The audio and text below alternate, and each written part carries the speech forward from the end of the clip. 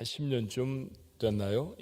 브라질의 원주민들이, 브라질 현지인들이 모이는 한 모임에 선교사님이 주관을 하셨는데 제게 와서 강의를 좀 해달라고 해서 가게 된 그런 경우가 있었어요. 브라질이 생각보다는 좀 멀었습니다. 여기서 달라스에 가서 비행기를 갈아타고 그 다음에 이제 브라질 사우파울로까지 가는 긴 여정이었어요. 근데 나중에 알고 보니까 달라스라는 곳이 이렇게 아주 편편한 곳이라 벼락도 많이 치고 그 다음에 토네이도도 많이 부는 그런 곳이라고 들었습니다. 이상하게 이곳에서 출발할 때부터 비행기가 좀 늦게 출발을 하더라고요. 그러더니 달라스에 도착했더니 3시간이 연착되어져 버렸습니다. 그러니 그 다음번 비행기를 타고 브라질에 가야 하는데 이미 브라질에 떠난 후였습니다. 버스 떠난 후에 손들기 뭐 이런 거 있잖아요. 그렇죠? 그 비행기를 탈 수가 없었죠. 이럴 때는 강하게 어필을 하는 게 좋다. 제 딸에게 들은 팁이었습니다. 그래서 제가 아주 좀 심하게 아주 어필을 했죠. 그러면 뭐 호텔을 좋은 거를 주나 뭐 그렇대요. 한참 얘기를 했는데 줄 듯 말 듯 천재지변이라 안 준다고 그랬다가 우리가 좀 문제가 생겼다고 그랬다가 뭐 말이 이러저러 합니다. 한참 시간을 보냈어요. 그러다가 언뜻 제가 깨달은 게 있죠. 집 떠나와서 여기까지 여행한 게 달라스에서 좋은 호텔에 자려고 했던 것인가? 아니었습니다. 제가 정말 중요한 거는요, 그날 밤에 어떤 숙소에서 자게 해주는가가 아니라 그 다음날 브라질 가는 비행기표를 주느냐 안 주냐에 달려 있었어요. 물었습니다. 다음날 건 태워줄 거냐고. 그랬더니 태워주겠답니다. 감사했죠. 두말도 않고 제 돈 주고 허름한 모텔에서 하룻밤 자고 브라질에 다녀온 적이 있습니다. 정말로 중요한 것 잊고 사는 때가 종종 있죠. 믿음의 삶을 살아가면서도 우리의 삶에 다양한 문제와 어려움들이 일어나서 종종 믿음의 가장 핵심을 놓치고 살아갈 때가 있습니다. 믿음의 삶을 살면서 결코 잊지 아니해야 할 절대 불변의 한 가지 사실이 있다고 하면 주일학교 때부터 귀에 못이 박히도록 들었던 말씀, 오늘 본문의 말씀입니다. 요한복음 3장 16절의 말씀이죠. 하나님이 세상을 이처럼 사랑하사, 하나님이 세상을 사랑하셨다고만 하시겠습니까? 하나님이 사실은 나를 이처럼 사랑하사지요. 그죠? 독생자를 주셨으니 이는 저를 믿는 자마다, 모든 사람이겠지만 그중에 저를 믿는 나를, 그렇습니다, 멸망치 않고 영원한 생명을 얻게 하시겠다고 하는 약속의 말씀. 이 말씀보다 더 귀한 말씀은 우리의 삶에 흔하지 않죠. 자, 이 말씀의 배경은 이렇습니다. 밤중에 공회원이었던 니고데모가 예수님을 찾아와서 구원과 영생에 대한 이야기를 나눕니다. 어떻게 구원을 받을 수 있겠냐라고 하는 니고데모의 질문에 예수님이 하신 답이 말씀드렸던 요한복음 3장 16절의 말씀이었어요. 잘 알아들었을까요? 다시 거듭나야 하나님 나라의 사람이 될 수 있다. 내가 이렇게 나이가 들었는데 어떻게 다시 태어날 수 있습니까? 뭐 그런 질문도 했고요. 성령으로 난 사람은 그렇게 날 수 있다. 어떻게 성령으로 난다는 게 도대체 무슨 말씀입니까? 거듭난다는 게 도대체 무슨 뜻이겠습니까? 이런 질문들이 이어졌던 것을 보면 예수님이 하셨던 이 요한복음 3장 16절 말씀을 잘 이해는 못했던 것 같습니다. 아마도 예수님의 제자들도 희미하게 이해하기는 마찬가지였겠죠. 그렇지만 우리는 이 말씀이 뜻하는 바가 무엇인지를 압니다. 자, 이 말씀이 무슨 사실을 담고 있나요? 하나님이 자신에게 하나밖에 없는 아들을 세상에 보내시고 우리를 위해 주셨다는 얘기죠. 그리고 그 아들을 믿는 사람은 영생을 얻는다는 것입니다. 자, 하나님이 예수님을 세상에 보내셨습니다. 그렇게 보냄을 받아 세상에 오신 우리 주님은 무엇을 하셔야 했을까요? 그 내용을 오늘 14절은 이렇게 적지요. 보통 요한복음 3장 16절은 익숙하게 잘 아시는데 14절, 15절의 말씀은 놓치는 경우가 참 많아요. 그런데 이 14절과 15절의 말씀이 매우 중요한 말씀이랍니다. 그 14절의 말씀이 이랬습니다. 모세가 광야에서 뱀을 든 것 같이 인자도 들려야 하리니. 인자라고 하는 표현이 예수님에 대한 또 다른 표현이라는 사실을 우리가 알죠. 신약성경은 참 많은 곳에서 예수님을 인자라고 표현합니다. 자, 그분이 들려야 할 것이다. 십자가를 지신다라고 하는 말씀인 것 같은데 그 말씀에 대한 비유가 무엇입니까? 모세가 광야에서 뱀을 든 것처럼이라는 얘기입니다. 그러니 모세가 광야에서 뱀을 들었던 것은 의미심장한 사건이었습니다. 자, 이 사건을 여러분 아시나요? 담고 있는 말씀은 민수기 21장입니다. 4절로부터 9절의 말씀, 조금 익숙한 말씀이기는 한데 오늘 성경 말씀을 한번 확인을 해보십시다. 귀로 눈으로 한번 따라와 보시겠어요? 백성이 호르산에서 출발하여 홍해 길을 따라 에돔 땅을 우회하려 하였다가 길로 말미암아 백성의 마음이 상하니라. 백성이 하나님과 모세를 향하여 원망하되 어찌하여 우리를 애굽에서 인도하여 내어 이 광야에서 죽게 하는가? 이곳에는 먹을 것도 없고 물도 없도다. 우리 마음이 이 하찮은 음식을 싫어하노라 하매 여호와께서 불뱀들을 백성 중에 보내어 백성을 물게 하심으로 이스라엘 백성 중에 죽은 자가 많은지라. 백성이 모세에게 이르러 말하되 우리가 여호와와 당신을 향하여 원망함으로 범죄하여 싸우니 여호와께 기도하여 이 뱀들을 우리에게서 떠나게 하소서. 모세가 백성을 위하여 기도하매 여호와께서 모세에게 이르시되 불뱀을 만들어 장대 위에 매달아라. 물린 자마다 그것을 보면 살리라. 모세가 놋뱀을 만들어 장대 위에 다니 뱀에게 물린 자가 놋뱀을 쳐다본 즉 모두 살더라. 출애굽하고 40년쯤 지났을 때의 일입니다. 그러니까 출애굽 광야의 세월이 40년이라는 것을 잘 아는 우리들은 이 광야의 생활이 거의 막바지라고 하는 사실을 알게 되는 것이죠. 자, 출애굽의 세대는 그러니 애굽 땅을 출발할 때 홍해가 갈라지고 하나님이 어떻게 그들을 광야를 인도하셨는지를 경험했던 사람들은 거의 다 죽었습니다. 물론 20세 이상으로 계수되어진, 그러니까 광야에서 태어나거나 출애굽할 때 20세가 되지 아니하였던 아이들이 장성하여서 지금 대부분의 세대를 이루고 있죠. 인구 숫자는 크게 변하지 않았던 것으로 보면 이제 젊은 세대가 되어졌습니다. 얼마 전에는 아론도 죽었습니다. 30일 동안 성대하게 장례를 지내고 다시 출발한 그 출발입니다. 가나안 땅으로 들어가기 위해서는 에돔이라고 하는 땅을 지나가야 합니다. 에돔은 민족의 이름이기도 하고 지역의 이름이기도 해요. 에돔 사람들 이렇게 말하면 에서의 후손인 사람들이 에돔 사람들입니다. 그리고 그들이 모여서 살고 있는 땅을 에돔 땅 그렇게 말합니다. 거슬러 올라가 보면 형제 아닙니까? 그러니 잘 부탁하면 길을 내줄 법도 했습니다. 그래서 에돔 왕에게 정중하게 모세가 요청을 하지요. 그런데 에돔 왕은 군대를 이끌고 대치를 합니다.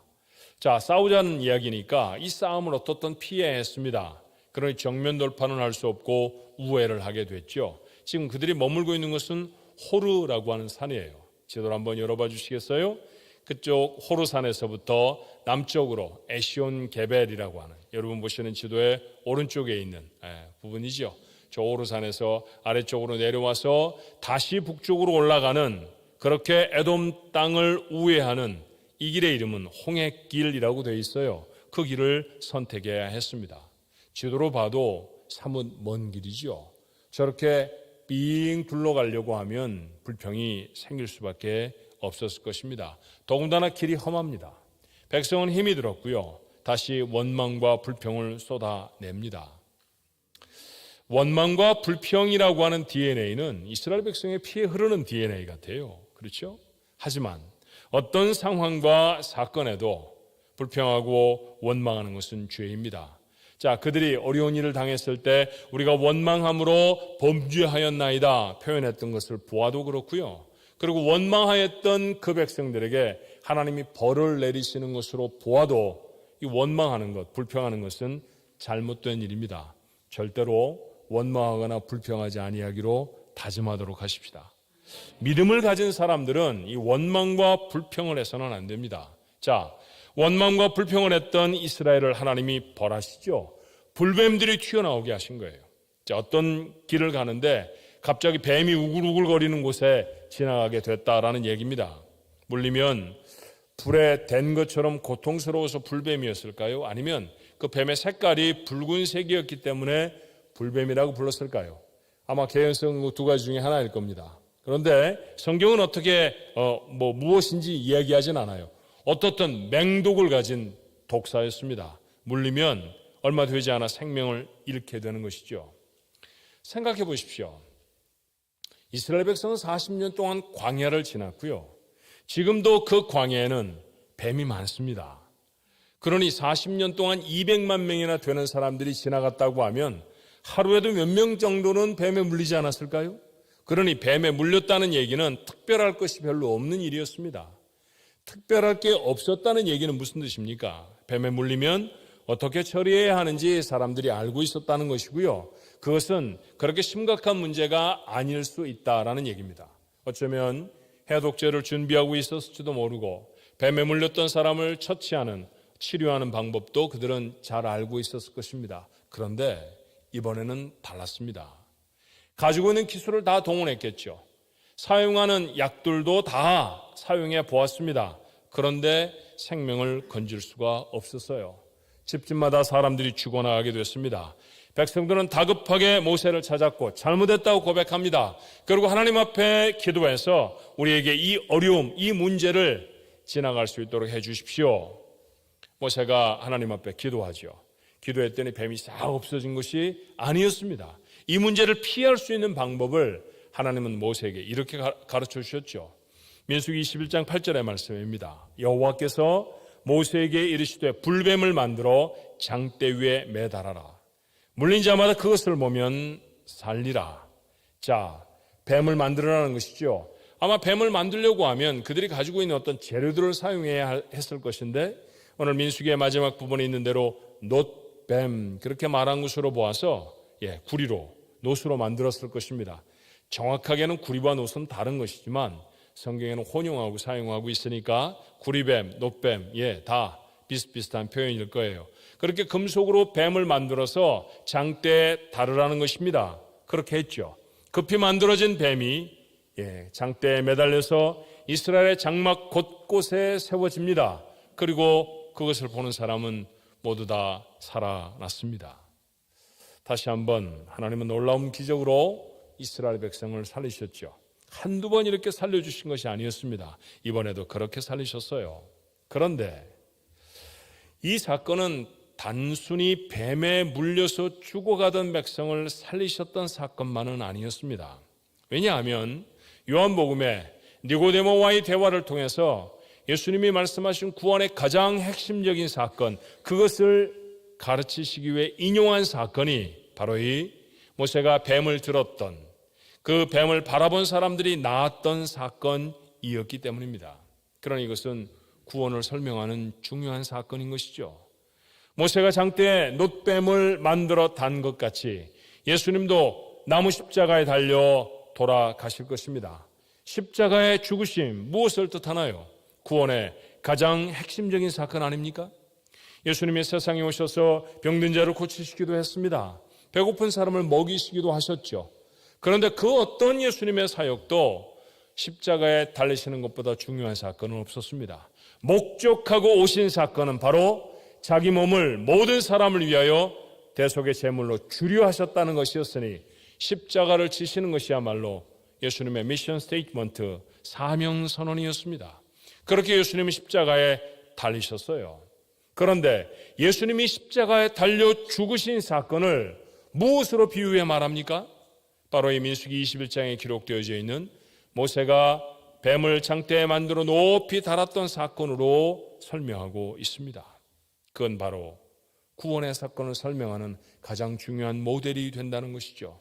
그렇다고 하면 이 민수기 21장의 사건에는 구원을 설명하는 중요한 코드들이 담겨 있을 것입니다. 오늘 좀 자세히 살펴 그 말씀이 무엇인지 놓치지 말고 우리 마음에 담아볼까요? 자, 말씀드렸던 것처럼 뱀에 물려서 죽어가는 사람들이 살아나기 위해서 모든 수단을 다 동원했을 것입니다. 옆에 집 누구 아이가 뱀에 물려 죽는다고 하면 저걸 어째 저걸 살아나야 하는데 어떻게 건강해지겠지라고 라는 말을 할 정도이겠습니다만 만약 자기 집의 아이가 뱀에 물려서 몸이 풍선처럼 부풀어 오르고 생명이 경각에 달한다고 하면 이건 다른 문제입니다. 어떻게 했을까요? 어떻게 그 아이를 살리기 위해 노력했겠습니까? 상처를 째고 그리고 입에 상처가 나지 않은 사람이 독을 빨아내고 그리고 누군가가 가지고 있다는 해독제를 바르거나 먹이고 이런 일들을 그들은 하지 않았을까요? 그런데 모든 일들을 다 해보았는데 살릴 수가 없었습니다. 전에도 그랬던 건 아니었거든요. 말씀드렸던 것처럼 뱀에 물렸던 일들이 한두 번 있었던 것은 아니었을 것입니다. 근데 그때마다 이렇게 하면 살아났었다고요. 근데 이번에는 살릴 수가 없었습니다. 하나님이 구원의 사건을 그들에게 설명하기 위해 그들에게 먼저 맞닥뜨려야 할 문제를 무엇으로 주십니까? 너희들에겐 방법이 없다 였습니다. 할 수 있는 일이 아무것도 없었습니다. 그렇죠. 이 사건이 담고 있는 의미를 밝히면 이런 것 아닙니까? 죄로 비참해진 인간을 회복하기 위해 사람들은 정말 많은 수단들을 동원했었습니다. 예를 들면 윤리와 같은 것이 그렇죠. 어떤 사회, 어떤 집단에건 윤리가 있습니다. 심지어 식인종의 사회에도 윤리는 있어요. 사람을 잡아먹고 그것을 음식으로 삼는다는 것이 얼마나 끔찍스러운 일입니까? 그렇게 형편없이 살아가는 사람들 속에도 해야 할 일, 하지 말아야 할 일이 있습니다. 하지 말아야 할 일 중에 하나는 자기 자식은 잡아먹지 않는다, 뭐 이런 거예요. 그렇잖아요. 식인종도 자기 자식은 안 잡아먹습니다. 만약 자기 자식을 잡아먹는다고 하면 어떻게 저럴 수가 있느냐고 아마 그랬을 것입니다. 그러면 그렇게 자기들 사회 속에 가지고 있는 윤리와 규범들을 지켜나가면 식인종이 안 됩니까? 좀 나은 사람이 되는 걸까요? 그렇지 못합니다. 그들 속에 아무리 윤리와 규범이 있어도 그들은 더 나은 삶이 되어줄 수 없었습니다. 죄라는 건 인간을 비참하게 만들죠. 그래서 인류는 이 비참함을 해결하기 위해 정말 무단히 애를 씁니다. 죄 지은 사람마다 얼굴을 가리는 까닭은 뭘까요? 자기보다 훨씬 몸집이 작은 형사 앞에서 붙잡혀온 죄수들은 전부 다 고개를 숙입니다. 주부 도박단에서 들킨 사람들은 조금 전에 열심히 화토장을 내리치던 담요를 다 머리에다 뒤집었습니다. 왜 그럴까요? 부끄럽다는 얘기잖아요. 죄를 지면 누구나 할 것 없이 부끄러워집니다. 자, 어떤 이성을 보고 가슴이 두근두근거립니다. 그런데 서로가 결혼의 관계에 있다고 하면 좋아해서는 안 되는 관계 아닙니까? 우리는 그런 거를 불륜 그렇게 말합니다. 그런데 그것이 죄로 시행되기 전까지는 대단히 로맨틱하지요. 하지만 그것이 죄가 되어진 이후에는 어떻습니까? 어떤 종류의 불륜도 가장 세상에 파렴치하고 부끄러운 죄가 되어지잖아요. 모든 죄는 이처럼 결과를 부끄러움으로 낳게 됩니다. 이 부끄러운 게 좋은 사람은 아무도 없습니다. 어떻게 하면 우리가 이 부끄러움을 벗어버릴 수 있을까? 그래서 사람들은 어떤 규범이나 어떤 삶의 원리들을 법으로 정교하게 만들기도 했죠. 문화가 더 고급스러워질수록 사람들의 지성이 더 깨어날수록 이 법은 더 정교해지고 더 복잡해집니다. 우리 미국에 살잖아요. 미국에 살면서 가장 열심히 지켜야 하는 건 미국 법입니다. 오늘도 여러분이 집을 출발해서 교회까지 오는 동안에 자동차를 타고 오셨다고 하면 교통법을 지켜야 하잖아요. 차선이 2개 있으면 오른쪽으로 가야 합니까? 왼쪽으로 가야 합니까?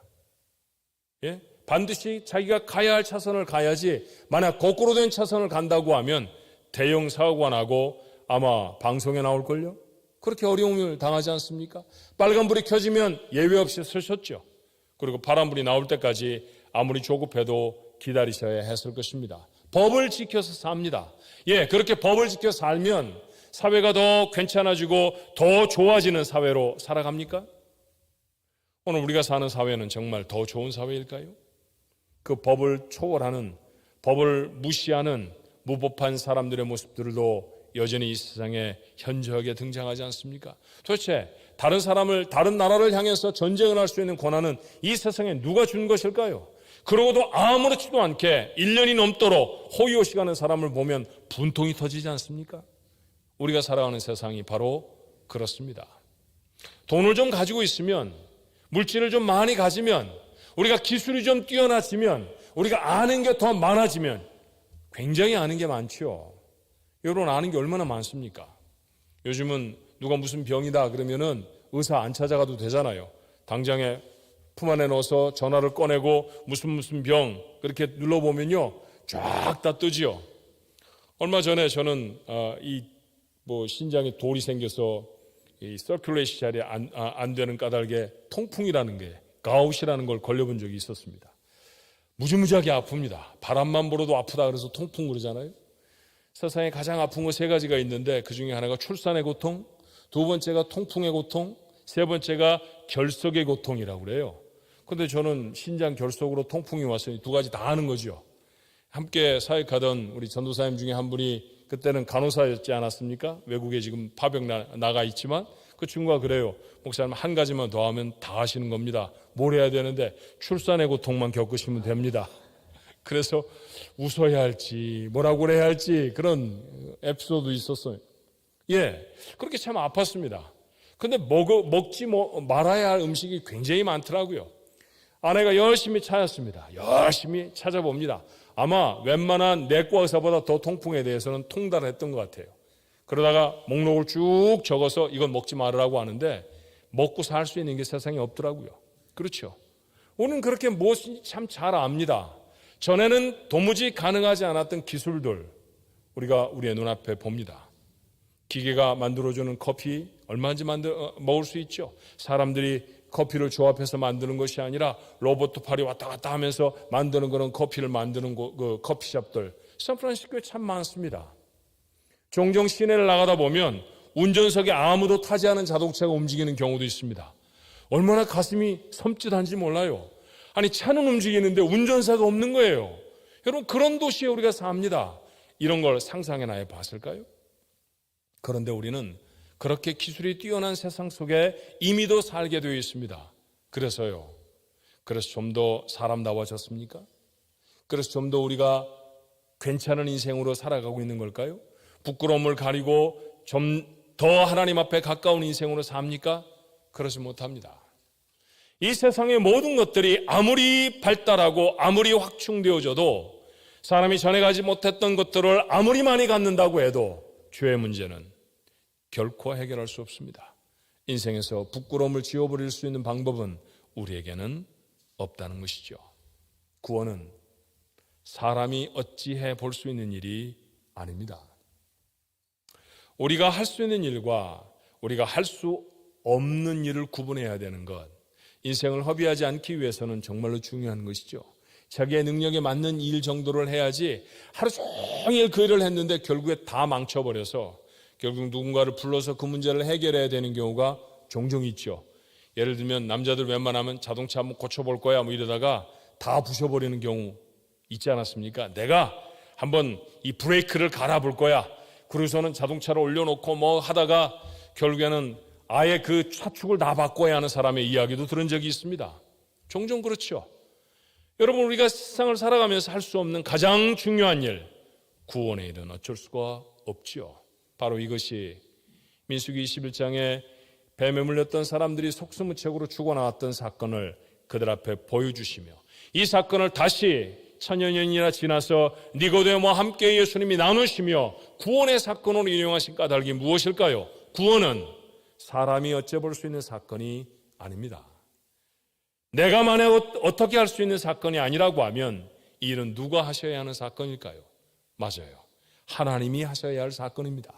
구원은 하나님께 달린 사건입니다. 이 이야기가 우리에게 보여주는 첫 번째 메시지는 구원은 하나님이 하시는 일입니다 라고 하는 메시지입니다. 자, 그래서 하나님은 무슨 일을 하셨을까요? 뱀에 물려 죽어가는 사람들에게 하나님이 제시하신 방법은 놋뱀을 바라보는 것입니다. 자, 재밌잖아요? 놋뱀을 바라보는 것입니다. 저는 사실 놋뱀을 바라보는 것보다도 이 뱀에 물린 사람이 치유를 받는다고 하면 야, 너희들 텐트 주변을 살펴봐라. 그러면 뭐 이끼 같은 게 보일 거야. 그걸 가져다가 잘 빻아. 그 다음에 거기다 소금을 좀 뿌려서 뱀에 물린 사람의 상처에 바르면 나을 것이다. 이게 훨씬 더 실제적으로 보이지 않습니까? 아니, 금속 쇠붙이로 만들어진 뱀을 만들어서 장대에 만들어 놓으면 사람들이 그걸 보면 낫는다고요? 그걸 보니까 그 뱀에서 뭐 광채가 나왔다든지 아니면 전에 한 번도 경험해 보지 못했던 약물이 뚝뚝 떨어졌다든지 그런 말씀이, 그런 기록이 전혀 없죠. 자, 이와 같은 일들을 이스라엘 백성에게 하시면서 하나님이 주시는 두 번째 메시지가 뭘까요? 뱀에 물린 사람이 낫기 위해서 놋뱀을 만들어 놓고 그것을 바라보는 것은 아무런 관련이 없다라는 것이죠. 이게 하나님이 주시는 메시지입니다. 아무런 관련이 없는 일입니다. 그렇죠. 뱀에 물린 사람을 고치기 위해서는 다른 방법이 있어야 합니다. 예컨대 우리는 서로 연관이 있는 이야기들을 알아요. 어제 바자회를 나누라 피곤하셨던 분들이 많으셨을 것입니다. 참 재미있게 또 즐겁게 잘했는데 그 배후에는 여러분들의 수고와 애씀이 있었죠. 많이 고단하셨죠. 아마 저녁에 가셔서 깊이 잠을 주무셔야 했을 것입니다. 우리 그런 거 알아요. 몸이 피곤해지면 깊이 숙면을 취하면 피곤이 풀립니다. 그렇죠. 만약에 누군가가 너무 오래 서서 일을 하셨는데 다리가 땅땅하게 부었다고 하면 손으로 주물러 주면 그 다리에 근육이 좀 풀린다는 것도 압니다. 그래서 주물러서 근육을 풀기도 하죠. 자, 이런 이야기들을 서로 관계가 있는, 인과관계가 있는 일이라고 해요. 자, 누군가가 뱀에 물렸습니다. 그 사람을 치료하기 위해서는 독을 빨아내거나 해독제를 주거나 어떤 치료가 되어져야지 낫는 것이지 뭘 본다고 낫는 경우는 없습니다. 그런데 하나님은 이렇게 하십니다. 이렇게 하라고 하셨습니다. 그러면 이스라엘 백성에게 무엇을 깨우쳐 주시는 걸까요? 뱀을 보아서 낫는 게 아니다라고 하는 사실을 가르쳐 주시는 것이죠. 이 일은 누가 하는 겁니까? 사람이 뱀을 보았기 때문에 낫는 것이 아니고 하나님이 치료해 주셨기 때문에 낫는 것입니다. 세월이 한참 지나서 이 광야의 세월을 추억하고 있었던 아버지나 할아버지가 있었다고 하십시다. 야, 광야를 지나보는데 그 막바지에 정말 심각한 일이 생겼단다. 그게 뭐냐 하면 뱀한테 물리는 일이었어. 낫는 방법이 없는 거야. 치료제도 아무리 약을 써도 듣지를 않아. 할아버지 그거 어떻게 했는데요? 그때 모세가 기도를 했지. 그랬더니 하나님이 노스로 뱀을 만들어서 장대에 매달아 달라고 하시는 거야. 그리고 그것을 바라보면 그러면 낫는데, 야, 그때 살렸던 애비가 네 애비 아니야. 내가 그거 들고선 그 장대 앞에 가서 그 보여주었더니 그렇게 부풀어 올랐던 아이가 다 붓기가 빠지고 살아나더라고. 그러니까 앞으로 뱀에 물리면 내가 너희들 장가가고 시집갈 때 하나씩 다 만들어 줄 테니까 노뱀을 바라봐. 그랬을까요? 그런 바보 같은 아버지, 할아버지는 아마 한 사람도 없었을 것입니다. 그래서요, 어떻게 됐는데요? 그 일이 무슨 일을 이루었는데요? 라고 자녀들이 물었을 때 아버지와 할아버지들이 뭐라고 대답했을까요? 그렇게 바라보았더니 뱀이 고쳤다. 바라보아서 고쳤다? 아니죠. 답은 무엇입니까? 하나님이 고치셨어. 그렇습니다. 하나님이 하셨습니다. 물론 약초를 빠다가 고치라고 하실 수 있습니다. 그 약초를 통해 고침을 허락하시는 분도 하나님이라고 하시는 사실을 압니다. 그런데 중간에 이렇게 분명한 매개체가 있으면 하나님이 희미해지죠. 그래서 아예 중간에 걸 다 없애신 것 같아요. 그리고 하나님은 말씀하십니다. 이 일은 나만 한다. 구원은 누구만 하십니까? 하나님만 하십니다. 구원은 하나님이 우리를 위해 베푸시는 은혜의 사건인 줄로 믿습니다. 구원을 얻는 유일한 길은 하나님의 은혜입니다. 하나님의 은혜가 없으면 구원도 없습니다. 하나님은 우리의 노력을 요구하지 않으십니다. 자격이나 조건을 보시지도 않죠. 아무것도 필요하지 않습니다. 그저 당신의 자녀를 향해 베푸시는 하나님의 사랑입니다. 하나님은 우리를 향한 이 사랑을 이루기 위해 하나밖에 없는 아들 독생자를 땅에 보내셨죠. 그 아들은 아버지의 사랑을 이루기 위해서 왕이 되시고 전쟁에 나가면 모든 전투를 승리하는 장군이 되신 게 아니었습니다. 강도 중에 하나처럼 십자가에 못을 박혀 피를 다 흘리고 죽으셨습니다. 왜냐하면 그 자리가 원래 여러분과 제 자리였기 때문이죠. 그렇게 우리가 생명으로 치러야 할 값을 주님은 대신 치르십니다. 여기까지 우리가 한 일은 아무것도 없습니다. 하나님이 다 하셨습니다. 하나님이 99를 하시고 우리가 하나를 한 게 아닙니다. 하나님이 100을 하셨습니다. 우리는 아무것도 한 것이 없었습니다. 그렇게 구원을 받았죠. 이유가 있다고 하면 하나입니다. 내가 하나님의 자녀이기 때문입니다. 그래서 나는 우리 하나님의 이름 중 가장 좋고 제일 위대한 것이 아버지라고 믿습니다. 천지를 창조하신 전능하신 하나님, 이렇게만 불렀으면 정말 어려울 뻔했습니다. 그 하나님이 내 아버지이신 게 얼마나 다행인지 모릅니다. 그분이 내 옆집, 내가 아는 누군가의 아버지가 아니라 내 아버지이신 게 얼마나 감사한지 모릅니다. 그래요. 그렇게 하나님은 내 아버지가 되셔서 내게 100%의 구원을 하나님 자신이 이루어 주셨습니다. 그 구원을 우리가 얻고 사는 줄로 믿습니다. 구원을 위해 무슨 자격을 준비하시나요? 내가 이만큼 해야 구원을 받을 거다라고 하는 생각을 가지고 계십니까? 천만의 말씀입니다. 아무것도 하지 않았을 때 하나님은 우리를 구원에 건지셨습니다. 그렇게 받은 구원, 그래서 그 구원을 우리는 은혜라고 부릅니다. 그런데 오늘 이스라엘 백성을 보면 이 하나님의 구원의 은혜를 얻기 위해 사실 아무것도 안 한 것은 아니었죠. 한 가지를 하기는 했습니다. 그 한 가지가 무엇이었나요? 장대에 매달린 놋뱀을 바라보는 것이었습니다. 하나님이 고치시겠다고 하신 약속을 신뢰하는 것이죠. 자, 이스라엘 백성 속에 아마도 모세는 그렇게 선언했을 것입니다. 자, 뱀에 물려 죽어가는 가족들, 또 죽어가는 사람들이 있다고 하면 걱정하지 마십시오.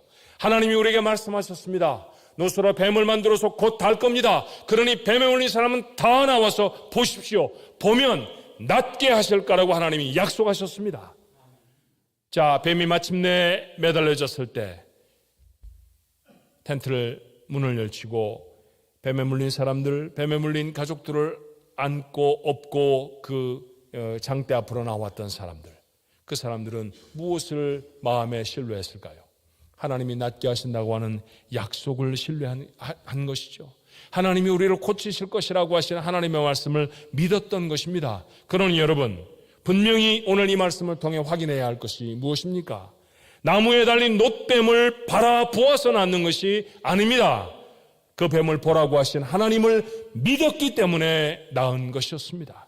믿음이 그들을 낫게 합니다. 그러므로 요한복음 미숙의 사건을 이렇게 우리에게 선언하죠. 요한복음 3장 15절의 말씀입니다. 이는 그를 믿는 자마다 영생을 얻게 하려 하십니다. 그리고 다시 이것을 예수님의 사건으로 확인하는 말씀이 16절의 말씀이었습니다. 하나님이 세상을 이처럼 사랑하사 독생자를 주셨으니 이는 그를 믿는 자마다 멸망하지 않고 영생을 얻게 하려 하십니다. 맞습니다. 믿는 사람이, 하나님을 신뢰하는 사람이, 십자가를 바라보는 사람이 구원을, 영생의 은혜를 얻는 줄로 믿습니다. 믿는다는 것, 오해하지 마십시오. 이건 쉬운 일이 아닙니다. 모세가 놋뱀이 달린 장대를 들었을 때 이스라엘의 모든 사람들은 다 나와서 그 장대를 바라보았을까요? 아니었을 것입니다.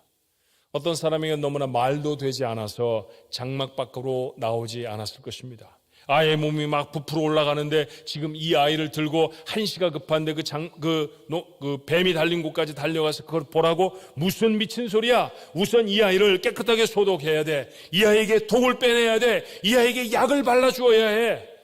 그렇게 마음이 분주했던 아버지들 있지 않았을까요? 어떤 사람에게는 또 너무 쉬웠을 것입니다. 세상에 바라만 봐도 낫는다고? 그런 법이 어디 있어? 그런 법은 있을 수가 없다고. 그러면 그저 그들은 자신의 방법을 고집하며 장막 안에 있었을 수도 있지요. 여전히 죽어가는 아이의 상처를 붙들고 뭐라도 해보려고 했던 다급한 아버지들, 어머니들 반드시 있었을 것입니다. 그리고 결론은 모두가 다 죽습니다. 하나님을 믿는다는 것, 하나님의 말씀을 신뢰한다는 것, 절대로 쉬운 일이 아닙니다. 자연인으로는 불가능한 것이죠. 저절로 되어지는 일이 아닙니다. 그래서 바울은 우리에게 이렇게 가르쳤어요. 에베소 2장 8절에 너희는 그 은혜에 의하여 믿음으로 말미암아 구원을 받았으니, 여기까지가 우리가 한 말 아니었습니까? 후반부에 뭐라고 말합니까? 이것은 너희에게서 난 것이 아니요 하나님의 선물이라. 믿음도 하나님이 주셔야 갔습니다.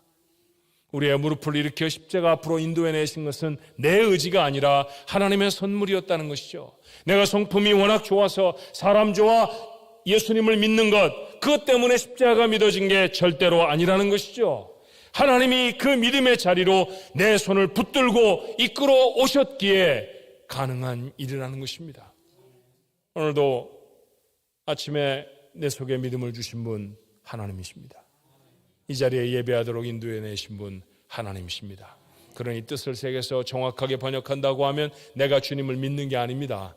내게 주님이 믿어지게 하신 것이죠. 내가 오늘 나와 예배하는 것이 아닙니다. 내게 예배하게 하신 것이죠.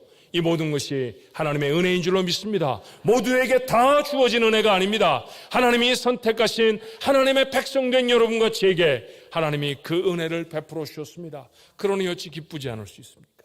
그러니 어찌 춤추며 목소리를 높여 하나님을 찬양하지 않을 수 있습니까? 노뱀을 바라본 사람은 다 나았습니다.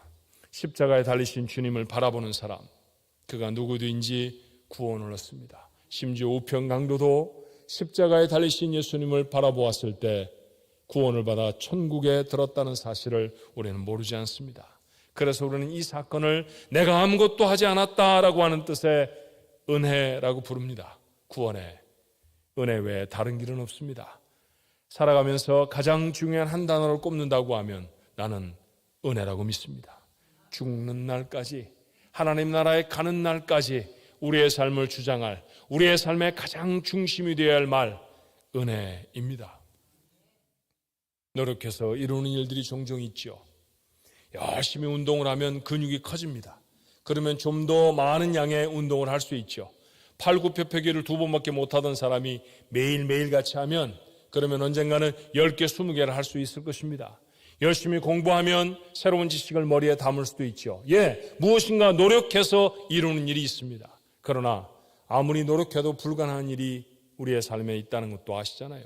노력해서 얻는 것이 아니라 저절로 주어져서 누리게 되는 일들이 있다는 거 아시지 않습니까?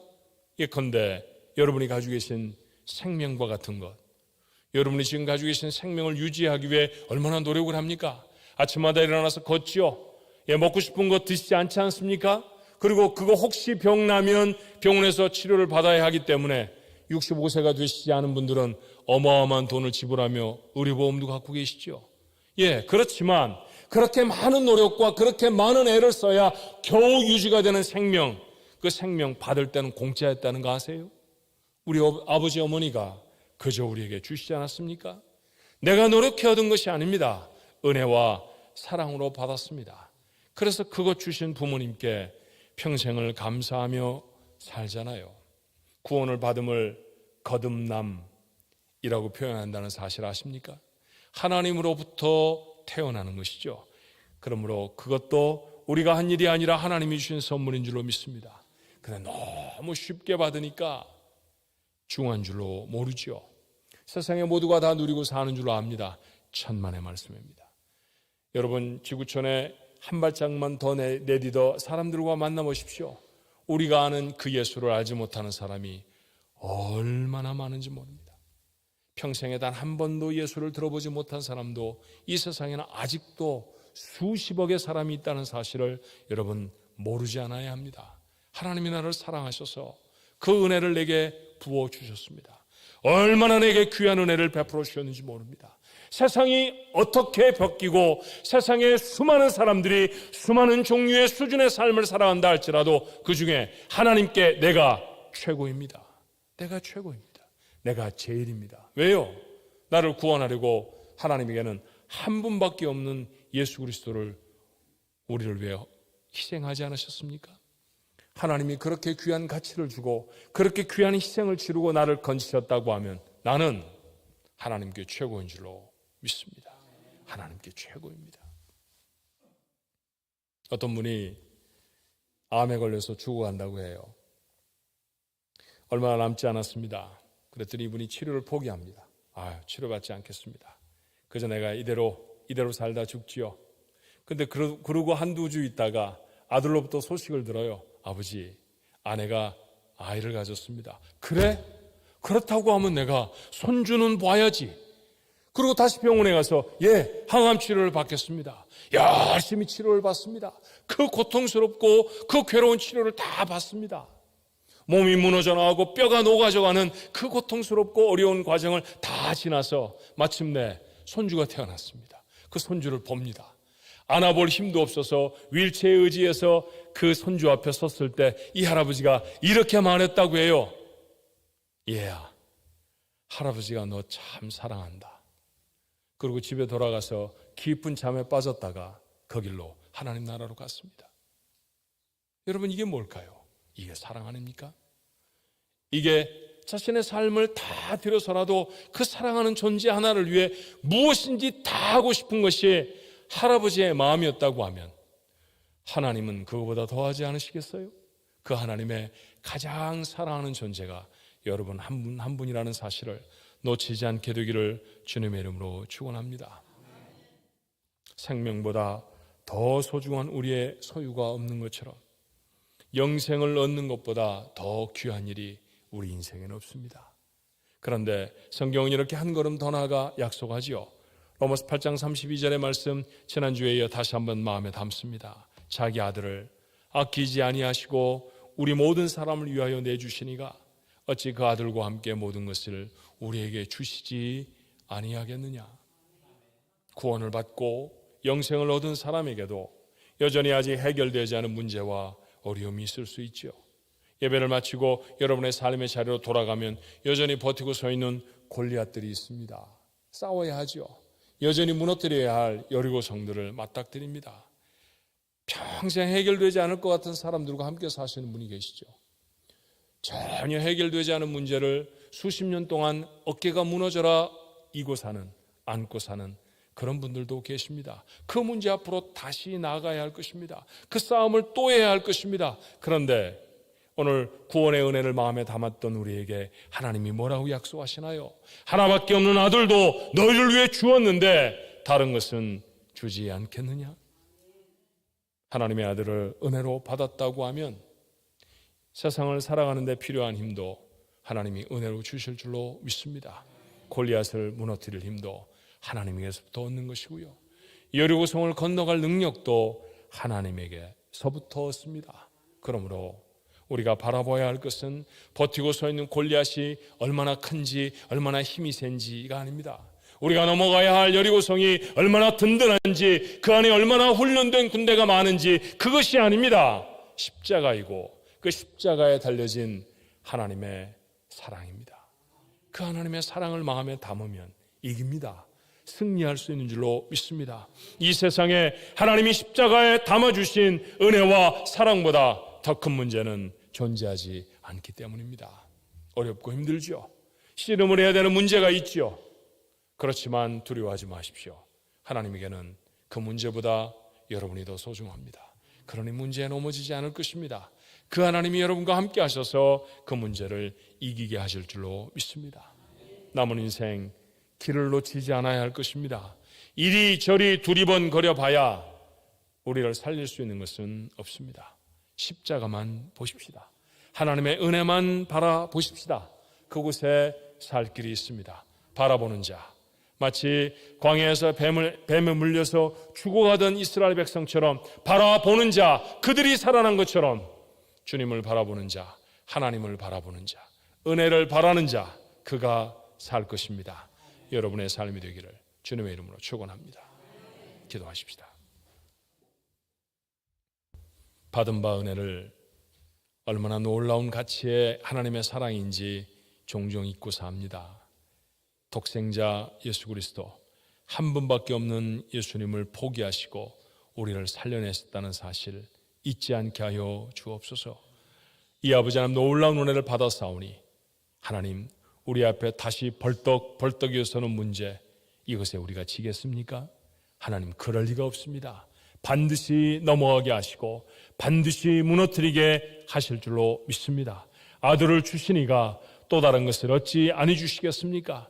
하나님의 구원의 은혜를 마음에 담은 자, 하나님의 베푸실 또 다른 은혜를 기대하게 되는 줄로 믿사오니 이 놀라운 능력의 기대임으로 이 놀라운 믿음으로 아버지 하나님 저희들에게 맡겨주신 삶을 온전히 감당해내고 이겨내는 우리 가족들 모두가 되어지도록 축복해 주시옵소서. 우리를 위하여 참혹한 십자가 조금도 마다 않고 져주신 예수님의 이름으로 간절히 기도하옵나이다. 아멘. 하나님 앞에 준비한